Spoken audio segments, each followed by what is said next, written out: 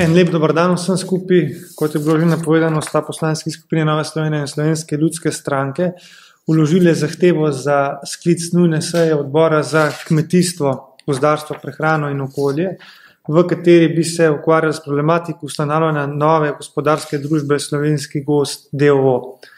Torej, najverjetneje veste, da leta 2006 potečejo koncesije za upravljanje slovenskim državnim gozdom.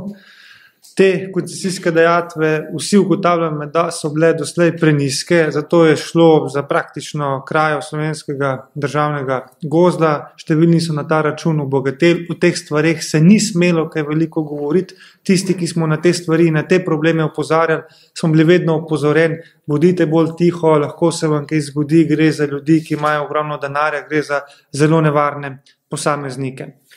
Ker se je vedel, da takšen sistem, kot bo veljal do leta 2016, torej takšen sistem upravljanja z državnimi gozdovi ne bo več sprejemljiv za širšo javnost, so določeni lobiji začeli iskati nove rešitve in nove možnosti in očitno so ga najdeli v ustanovitvi velikega državnega podjetja, ki bo upravljal z vsemi temi državnimi gozdovi, kar pomeni, da se bo način delovanja ohranil, da bo vse potekalo po istem principu še naprej in da bo v tej velikem podjetju, v tej velikem konglomeratu še naprej velika možnost za odtekanje državnega denarja. Žled, ta žalostna nesreča, ki je doletela Slovenijo, je bil pa zgolj razlog, da se je v te postopke šlo še bolj intenzivno in da se je ta žled in to naravno nesrečo zgolj predstavil kot eno izmed stvari, zaradi katerih se to Slovenski les d.o.o. ustanavlja. Torej, mi predlagatelji se sprašujemo, zakaj je potrebno ustanavljati novo državno podjetje.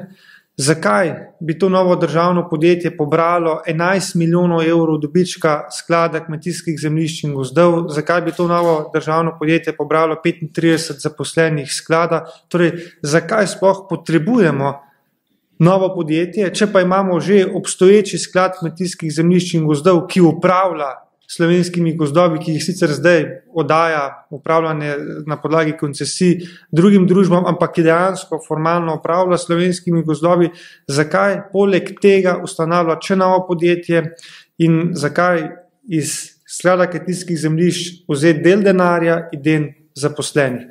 Ali ne bi bilo bolj racionalno, bolj normalno, na nek način tudi zdravorazumsko, da bi zgolj sklad kmetijskih zemljišč preoblikovali na način, da bi lahko učinkovito upravljali slovenskimi državnimi gozdovi.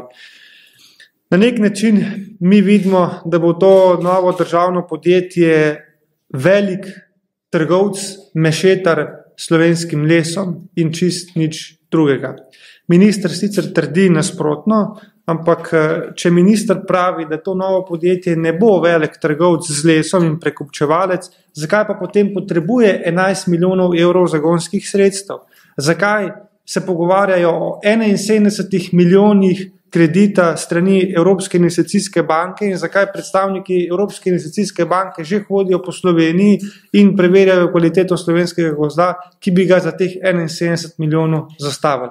Torej, če to podjetje, kot minister pravi, ne bo prekupčevalo z lesom, potem se sprašujemo, zakaj potrebujemo vse te velike milijone evrov. Minister je sicer danes po seji vladi na hitro rekel, da naj bi to podjetje pomagalo nekaterim podjetjem, ki delujejo v lesno-predelovalni industriji v Sloveniji. Po naših informacijah, ki smo jih dobili s terena, to pomeni, da bi to državno podjetje določenim podjetjem enostavno slovenski državni les dalo in potem v nekih letih pričakovalo poplačilo tega lesa kot eden izmed načinov pomoči slovensko lesni predelovalni industriji. Ampak opozarjam vas, tukaj se logika in pa način slovenskega bančništva ponavlja. Ali se ni prav isto zgodila bančna luknja, se ni prav isto zgodilo v slovenskem bančnem sistemu, ker so se nekaterim krediti dajali na lepe oči in pričakovali neka poplačila čez toliko in toliko let, ki se nikoli niso zgodila. Zaradi tega vsi državljani danes plačujemo to bančno luknjo in podobna zgodba se očitno napoveduje pri slovenskem državnem podjetju, ki bo upravljal z gozdovi. Torej, nekateri po ministrovih besedah bodo dobili kot pomoč ta les, nihče ne ve, ali ga bodo kdaj tudi odplačali in kakšen bo rezultat. Rezultat bo, da bodo nekateri les dobili zastonj, na ta račun močno obogateli, država bo pa ostala s krediti, to državno podjetje, ki je zastavilo državno gozdove za kredit, bo pa ostalo brez državnih gozdov. Oziroma, če povem zelo enostavno, nekateri bodo obogateli, Slovenija bo pa ostala brez svojega naravnega bogatstva, to je brez svojih gozdov. To je za nas nesprejemljivo, zaradi tega smo predlagatelji predlagali to nujno sejo, da se vendarle iz teh strogo zaprtih hodnikov začnemo odkrito pogovarjati o slovenskem naravnem bogatstvu in na kakšen način bomo z njim upravljati. Mi se ne moramo iti kot neka Nigerija, ki ima za svoje naravno bogatstvo nafto, kjer se ozka elita dogovori, kako bo s tem naravnim bogatstvom upravljalo, od česar ljudje seveda nimajo nič. V Sloveniji se nam to z naravnim gozdom ne sme zgoditi in zaradi tega mi terjamo javno in odkrito razpravo, ne pa razpravo o upravljanju slovenskih gozdov za nekimi zaprtimi sobanami, kjer zgolj peščica ve, kako bodo stvari potekale. In to je bil razlog, ki nas je vodil sklicu te seje. Zakaj vlagamo zahtevo za sklic te nujne seje? Preprosto želimo dobiti jasne odgovore strani ministra oziroma vlade o vseh podrobnostih ustanavljanja te gospodarske družbe. Se pravi, kako bo ta družba organizirana, kje in pri komu bo ta družba odkupovala les, komu in seveda na kakšen način bo ta les prodajala. Zelo sporen se nam seveda zdi tudi sam postopek ustanavljanja te gospodarske družbe. Se nam zdi, da gre za povsem netransparenten postopek in pa seveda povsem nestrokoven, kajti ta postopek poteka v strogi tajnosti. Informacije, ki jih imamo, jih pravzaprav imamo samo iz medijev. Seveda zelo pa smo, še posebej pa smo razočarani, ker pri ustanavljanju te družbe ne sodeluje stroka, takšne informacije pač imamo in pa seveda, da ustanavljanje te družbe poteka brez zelo pomembnih partnerjev, to je partnerjev v lesno-predelovalni industriji. Se pravi, vse te odgovore seveda želimo dobiti od ministra. Seveda se pa pri ustanavljanju te družbe se nam poraja cel kup vprašanj in pa seveda predvsem smiselnost ustanavljanja takšne gospodarske družbe. Po informacijah bodo vložena seveda velika sredstva za ustanovitev te družbe in pa celo kredit bo za to družbo namenjen.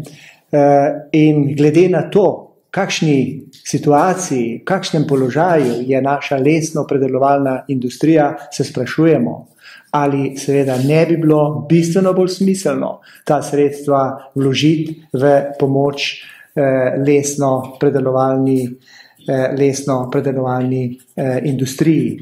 Ker sprašujemo se, če bo lesna predelovalna industrija še naprej v takšnem stanju, kot je v tem trenutku, komu bo potem seveda ta družba prodajala les. In pa seveda pomembna je tudi ta situacija, v kateri smo. Posledice žledoloma, vemo, so bile katastrofalne, ogromno lesa in ta les v tem trenutku stoji, čaka ob gozdnih vlakah, ob gozdnih cestah. Verjetno bi bilo ta les potrebno na nek strokoven način uskladiščiti, da ne bo propadal. To so pravzaprav tisti bistveni pomisleki, ki se nam seveda porajajo ob ustanavljanju te gospodarske družbe.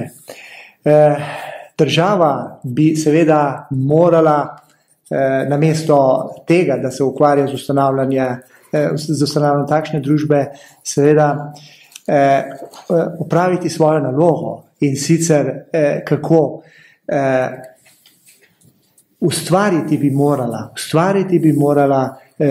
poslovno okolje za lesno predelovalni razvoj.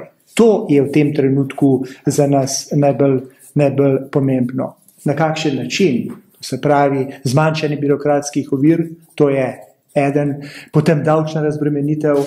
Jaz mislim, da že s tema dvema korakoma bi lahko država ogromno doprinesla k razvoju lesno-predelovalne industrije.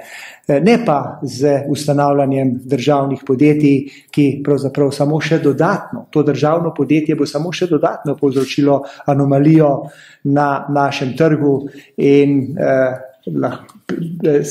bom se izrazil tudi tako, da nas minister s takšnim predlogom vrača nekje nazaj v neke druge čase, v neko plansko gospodarstvo, ki smo ga poznali v preteklosti, lahko bi rekel celo v neko obdobje socializma.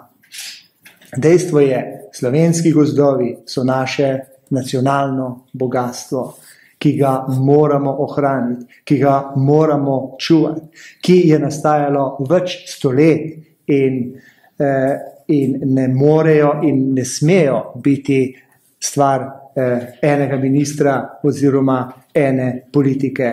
Še posebej ne ob navedbah, ob informacijah, ki jih imamo, da naj bi bila za dodelitev posojila dana poroštva v obliki gozdov. To pomeni, da bi lahko v enem zamahu prišlo do zaplembe velikega dela slovenskih gozdov. Zato je seveda ustanavljanje takšne družbe za nas v tem trenutku in glede na te informacije, ki jih imamo, nedopustno in seveda želimo, da nam minister na tej izredni seji jasno in pa seveda po resnici pove, kaj pravzaprav namerava z takšno družbo.